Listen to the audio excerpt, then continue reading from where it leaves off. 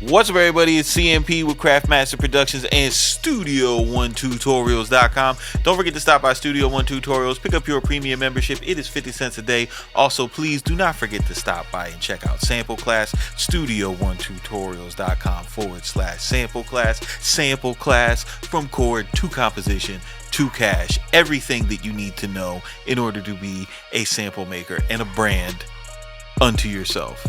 Now, also, please don't forget to stop by CMP Kits. We have 40% off all creator kits available now. It's an automatic discount, no code needed. All you got to do is go and buy a creator kit from the creator collection. Also, please follow me on IG.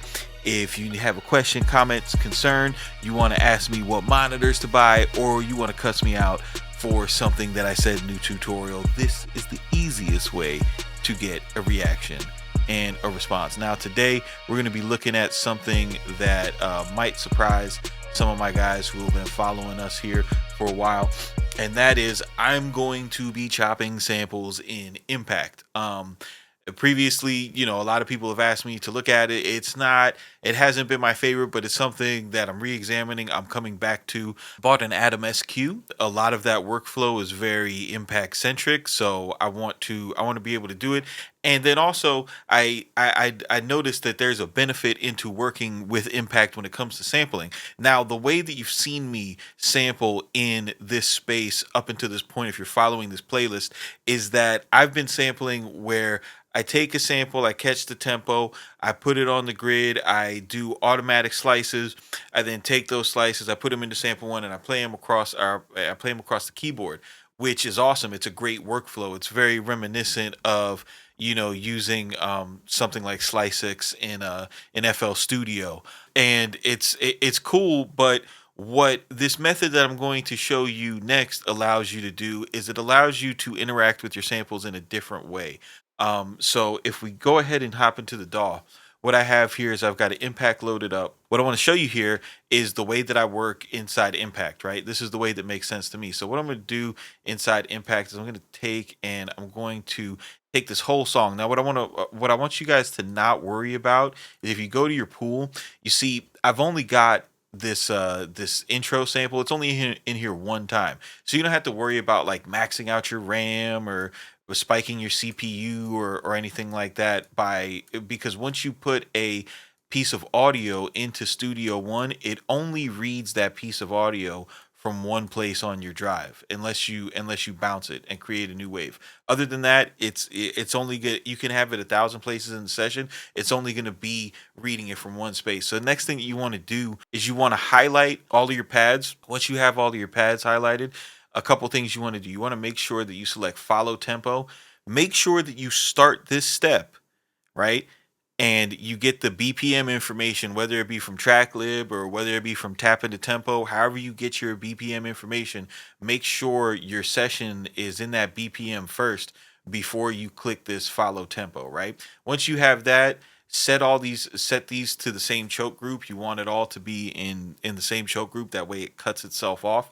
Now, what you can do is you can go through this sample, and the way that you're going to chop it is instead of worrying about the end point at all, you're just gonna chop the starting point, right? And this is how I used to chop in Machine.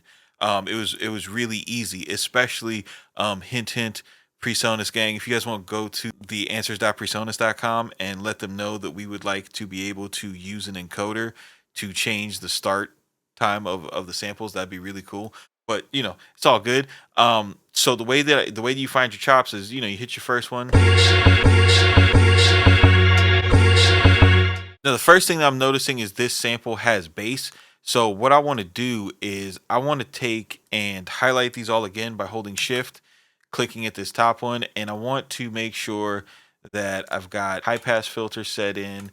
I'm just going to go and filter it down at like 200, and then I'm going to go ahead and pitch this up, right? And the reason why I do this first is because Impact doesn't have a global pitch control. So if you want to do that globally, you have to highlight both of them.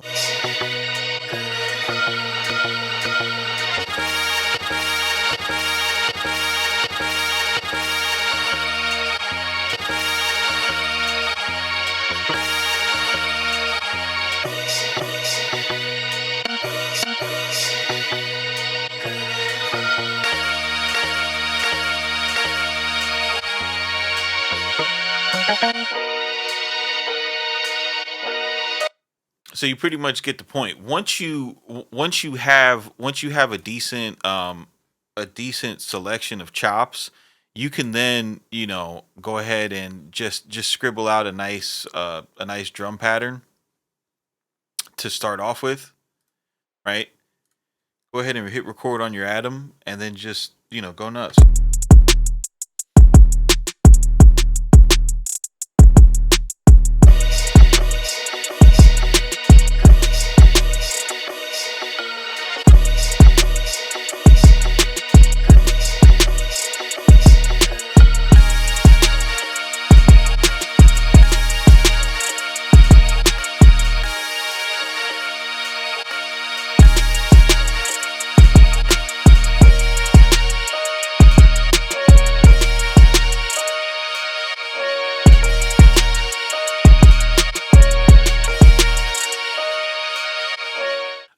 When you work inside Impact, it's going to come in the drum view. What you want to do if you're not used to looking at these little triangles and it's not making sense to you and you prefer to see notes, just go ahead and click this piano view, and then you'll go back to the regular piano roll that you're used to. When I went ahead and tapped this out originally, this is the pattern we came up with.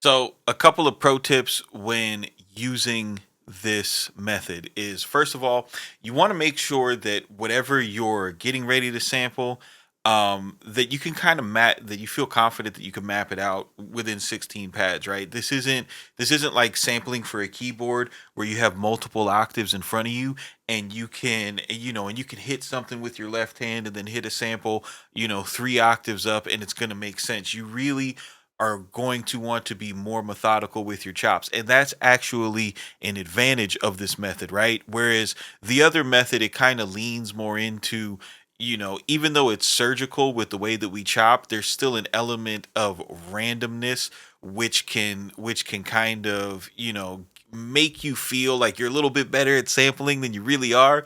You know what I'm saying? So this method, you're going to be using your ears more. You're going to be listening for those chord changes. You're going to be listening for those bass changes. That is my other pro tip for you guys, especially with a lot of the more upscale sample packs that are available. If you're chopping the compositions, pay attention to the bass. The bass lines are going to tell you everything about where the good chops are going to be. Trust me on that one. Just if you chop to those bass changes, you're gonna come up with phenomenal patterns that you really like. Also, the reason why this method is so valuable is that you don't run out of a sample within half a bar, right? Or in half a note. Okay. And why that's important is that when you're performing it, because this is for performing, this is not for clicking it in on the piano roll. Use some pads. Okay. When you do this, you can hit one pad and let it ring out for as long as you want, and then interrupt it with something else. And what you interrupt it with, that doesn't have to be just a defined note duration either. Like, you can hit something, let it ring out for a bar and a half, and then hit three of your quick chops, and then see if you could catch it. And what you're going to find is you're going to be able to manipulate the different rhythms and grooves inside of these samples in a much more exciting way than doing the auto chop feature. Nothing wrong with the auto chop feature. I love using the auto chop feature. It works really well with trap beats, like, all day. Um, you want to make something a little looser, a little bit more groovy, or something, that someone would listen to and say that it was soulful, if you will. this is going to be your voice. This is CMP with Craftmaster Productions, Studio1Tutorials.com. You guys keep it simple, but do not be basic.